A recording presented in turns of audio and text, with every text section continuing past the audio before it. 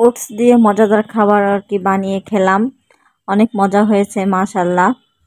Hello everyone, আসসালামু আলাইকুম। কেমন আছেন সবাই? আলহামদুলিল্লাহ, আমরা সবাই ভালো আছি। তো অনেকে হচ্ছে ওটসটা খেতে চায় না, অনেক বাচ্চারাই খেতে চায় না। তো ইয়ান বাবু হচ্ছে ফার্স্ট টাইমে যা খেত আর কি, কিন্তু এখন খেতে চায় না। তো আমি হচ্ছে ওটসটা কি করে আর কি খাওয়াই, বিভিন্নভাবে খাবারের মাঝে দিয়ে আর কি খাওয়ানোর চেষ্টা করি। এটা তো ছোট বড় সবাই খেতে পারে।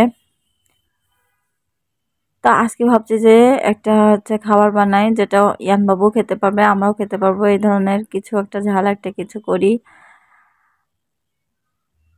তো এখানে আর কি আলু দিয়ে আমি আর কি খাবারটা বানাবো, আর ওটস দিয়েই করব। যার কারণে আমি আলুটাকে আর কি পরিষ্কার করে কেটে নিয়েছি, কুচি কুচি করে, ছোট ছোট করে কিন্তু কেটে নিয়েছি, যাতে সিদ্ধ হয়ে যায় আলুটা আর কি। আলুটা তো আমি আগে সিদ্ধ করে নিইনি, শুধু কেটেই নিয়েছি কাঁচা আলু। তারপর হচ্ছে সাথে হচ্ছে ওটস দিয়েছি, আর হচ্ছে ময়দা দিয়েছি, পেঁয়াজ কুচি দিয়েছি, কাঁচামরিচ কুচি দিয়েছি, সামান্য একটু লবণ। কাঁচামরিচের ঝালটা এমনটাই হবে যে ইয়ানবাবু সহ্য করতে পারবে, এতটুকু ঝাল এরকম ভাবে দিয়েছি। আর হচ্ছে কালারের জন্য আমি একটু হলুদ দিয়েছি, যাতে দেখতে একটু ভালো লাগে, এই জন্যই হলুদটা ব্যবহার করেছি। তারপর ডিমটাও ভেঙে দিয়েছি। তো সব কিছু একসাথে আর কি মিক্সড করে নেব, মিশিয়ে নিয়েছি, হাতে মেখে নিয়েছি আমি সুন্দর করে। মেখে আর কি দেখলাম যে একটু পানি দেওয়া লাগবে, যার কারণে আমি আবার একটু পানি ব্যবহার করেছিলাম। তারপর হচ্ছে এটাকে আমি ঢাকনা দিয়ে আবার একটা প্লেট দিয়ে ঢেকে রেখেছিলাম, কিছুক্ষণ পরে বানাবো। এটা যে ঢেকে রাখার পরে আর কি সুন্দরভাবে দেখলাম আর কি হয়েছে মাখানোটা। আবার হাত দিয়ে একটু মেখে, তাই হচ্ছে আমি এটাকে গরম তেলে আর কি ভেজে নেব।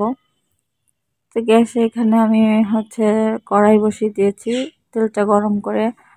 অল্প তেলেই হয়ে যায়, বেশি তেল লাগে না এটা ভাজতে আর কি। তেলে দেওয়ার পরে এটা কিন্তু আপনার ফুলে যায়, অনেক ফুলকো হয়।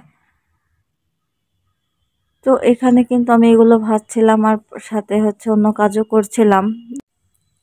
ঢেঁড়স রান্না করব, যার কারণে আমি হচ্ছে ঢেঁড়সগুলো পরিষ্কার করে আবার পানিতে ভিজিয়ে রেখেছি। তো সেগুলো আর কি কেটে নিয়েছি, আর আবার হচ্ছে পকোড়াগুলোও আর কি উল্টিয়ে দিয়েছি। এক হাতে অনেক কাজ করতে হয় আর কি। যাই হোক, তো পকোড়াগুলো হচ্ছে অনেকগুলোই হয়েছিল, আমি ইয়ানবাবু খেয়েছি, ওর বাবাও এসে খেয়েছে। তো এইভাবে যারা ওটস দিয়ে খাননি, একবার বানিয়ে খেয়ে দেখবেন কেমন লাগে। আমার ভিডিওটি যদি ভালো লাগে সবাই লাইক কমেন্ট শেয়ার করবেন। সবাই ভালো থাকবেন। আল্লাহ হাফেজ।